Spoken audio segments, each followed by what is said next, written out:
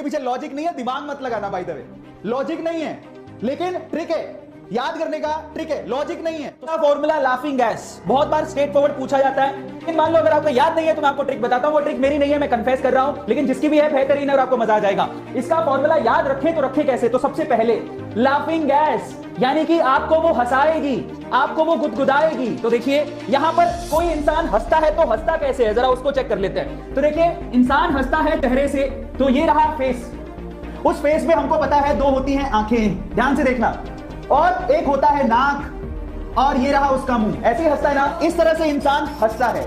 पर अगर मैं यहां पर उसकी एक आंख हटा दूं और उस एक आंख की जगह मैं इसका नोज टिल्ट करके लगा दूं तो क्या होगा? अगर मैंने इस फेस में उसकी एक आंख एज इट इज रखी, लेकिन दूसरी आंख यहां पर ऐसे, दूसरी आंख को मैंने क्या किया, वहां से भगवान ने उसकी आंख हटा दी, तो उसकी जगह पे उसने क्या लगा दिया? यही नोज टिल्ट करके लगा दिया। ये जेड लिखा हुआ उसको एन। अगर मैंने एक आंख हटा के वहां पर नाइट्रोजन लगा दिया, मतलब नोज को टिल्ट करके लगा दिया, तो इन दैट केस वो फेस हो जाएगा कुछ यूं।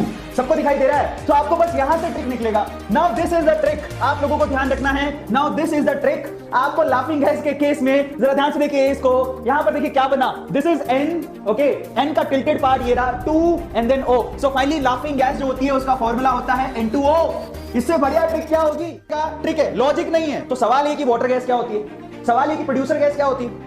बहुत बार इन पे सवाल आता है, बच्चों को समझ में नहीं आता क्योंकि उनको पता ही नहीं होता कि वाटर गैस क्या है या प्रोड्यूसर गैस क्या है। सबसे पहले आप लोग बताओ कि वाटर गैस में ऑब्वियसली वाटर लिखा हुआ है, तो इसका मतलब वाटर लिखा है तो वाटर का कुछ पार्ट तो होगा ही। वाटर को कैसे लिखते हैं बताओ? वाटर को लिखते हैं H2O। ट्रिक पकड़ना, अब ट्रिक बहुत इंपॉर्टेंट है, ट्रिक देखना, ट्रिक बहुत इंपॉर्टेंट है। इट्स नॉट अबाउट मैं सीधे नाम बता सकता हूं, आपको फॉर्मूला बता सकता हूं, लेकिन ट्रिक से आपको लॉन्ग टर्म तक याद रहेगा। वाटर गैस में होती है वाटर। अब आप देखिए पूरा नाम पढ़िए, water and then gas. Water जब गैसेस फॉर्म में जाएगा तो वो उड़ने लगेगा, सही है, बाहर निकलने लगेगा। अब आप देखो यहां से जो वाटर था बेसिकली जब वो गैसेस फॉर्म में आया तो वो बाहर निकलने लगा। जरा चेक करिएगा, ये देखिए बाहर कैसे, ये रहा ब्रैकेट, जैसे ये गैस फॉर्म में आया बाहर निकलने लगा। तो बाहर निकलने का मतलब समझो, ये ऑक्सीजन अंदर रह गया और ये हाइड्रोजन निकल गया बाहर। मैं फिर से बता रहा हूं, ये शॉर्ट ट्रिक है, कोई लॉजिकल चीज नहीं है, बस अपने मन से बनाया, लेकिन मजेदार है। देखो पानी होता है ब्रैकेट के अंदर लिखा मैंने, और पानी से आपकी गैस वाटर गैस बनेगी। अब आप ध्यान से देखो, वाटर के आगे गैस लग रहा है, जब वाटर गैस फॉर्म में आएगा तो उड़ने लगेगा, उड़ते उड़ते हाइड्रोजन बाहर आ गया। अब जो आपको दिख रहा है वही वाटर गैस है। ध्यान से देखो कैसे, नाउ ये क्या है C, ये क्या है O, ये क्या है प्लस, और ये क्या है hydrogen. Now this is so brilliant. अब जो लिखा है वही वाटर गैस का फॉर्मूला है। कैसे? ये रहा C, ये रहा O, ये रहा plus, and then this one is H2।